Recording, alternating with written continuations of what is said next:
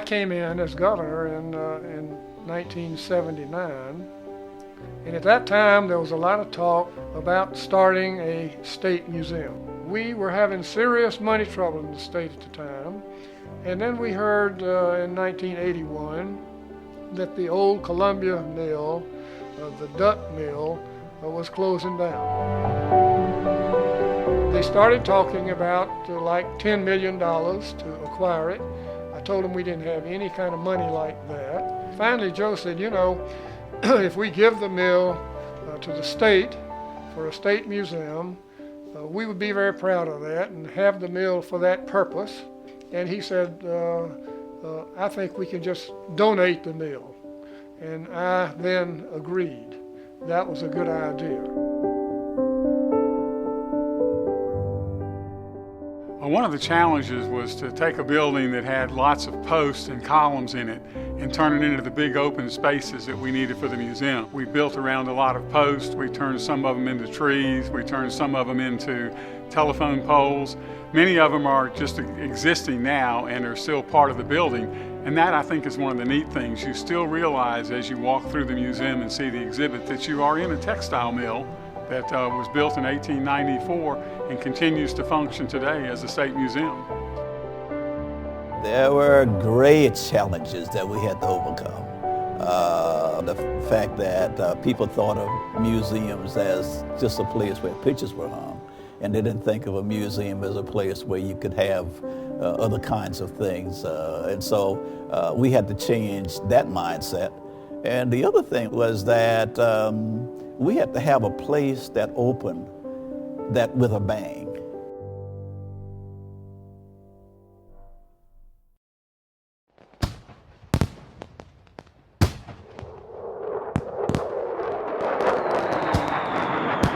The museum opened on October the 29th, 1988.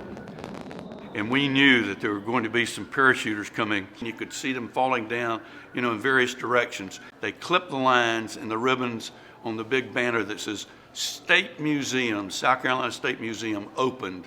And you could feel the excitement, and the kids were ready to run up and go through the doors.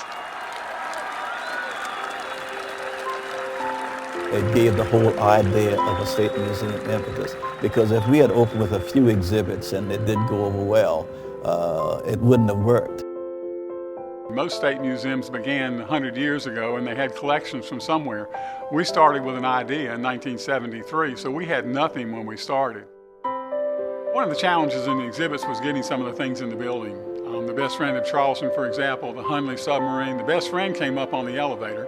There's a freight elevator that has a 12,000 pound capacity. It weighs 12,300 pounds. So we put it on the elevator and went upstairs and called the elevator to come up. The Hundley came in through a hole in the end of the building. We had to put a hole in the end of the building with the big roll-up doors on the backside. It was lifted up on a crane and came inside the building. And then at its length, we had trouble rolling it through the building between the posts.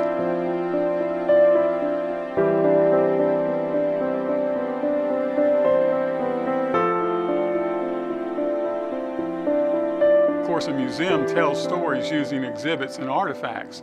Well, one of our challenges was to try and figure out what stories to tell, because there's so many South Carolina stories.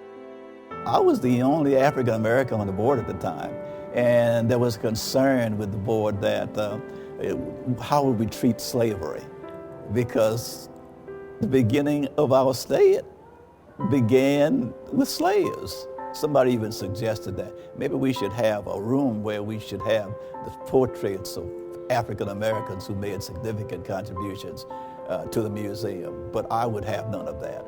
I wanted them to weave the experiences and the contributions of African Americans into the fabric of the history of our state. The thing that I'm most proud of is that when you walk through the museum, you see the roles African Americans played in the history of this state woven into the very fabric of the history of this state.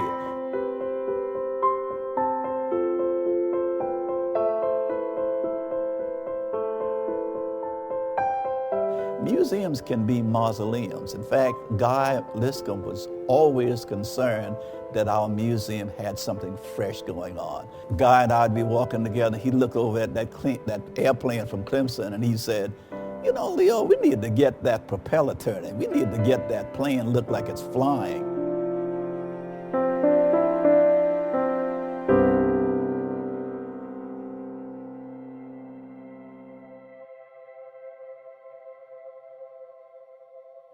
My father described himself as a museum nut, and that's exactly what he was. If we went on a trip, we were in a museum. For the state to not have a state museum really bothered him. There were only 8 states in the nation that did not have a state museum.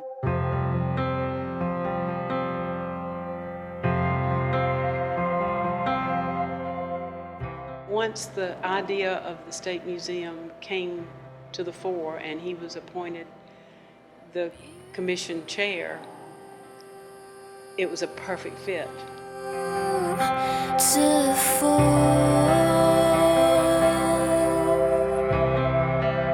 Guy was not just the member of a board of a museum. For him, making a museum for the people of South Carolina was an obsession. And I think he did everything he knew how to do to make this a great place.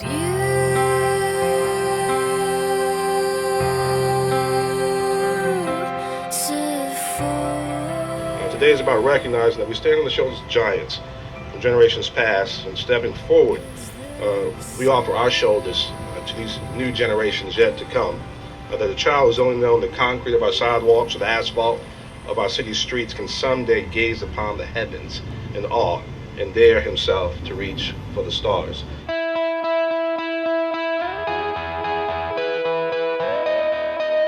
We've got wonderful staff, we've got tremendous volunteers that fill in, and the people are working hard. For example, Windows to the New Worlds is a project that you're going to see out there next summer in 2014, and it is really going to be exciting, and you're going to understand that the museum is going full speed ahead, even though we have had rather austere times.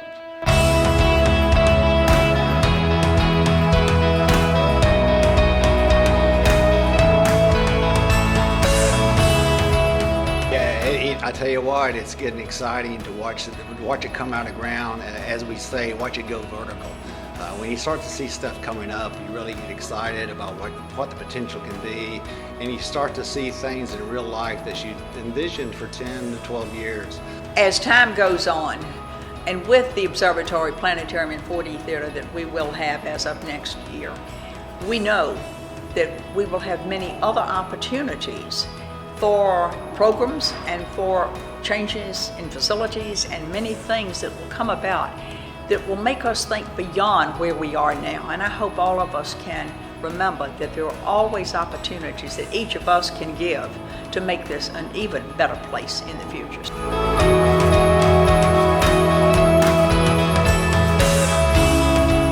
This project is going to be overseen by people that really are professionals, that really care about what they do. So we're excited about the next 25 years. This project is great, and we got a great staff to make it happen.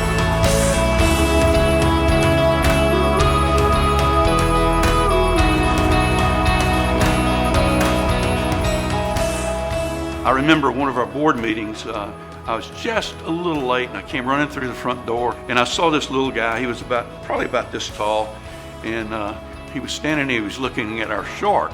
He looked at me and I looked at him and I said, "Well, what do you think about your museum, buddy?" He said, "This isn't my museum." I said, "Yes, it is." And I got down on his level and I kind of looked at him like this and I said, "Don't you go to school here in South Carolina?" He said, "Yes, I do." I said, "This is your museum. We built this museum for you so you can learn about South Carolina." About an hour and a half later, I'm coming back down and he's got all his little friends standing under the shark saying, "This is our museum."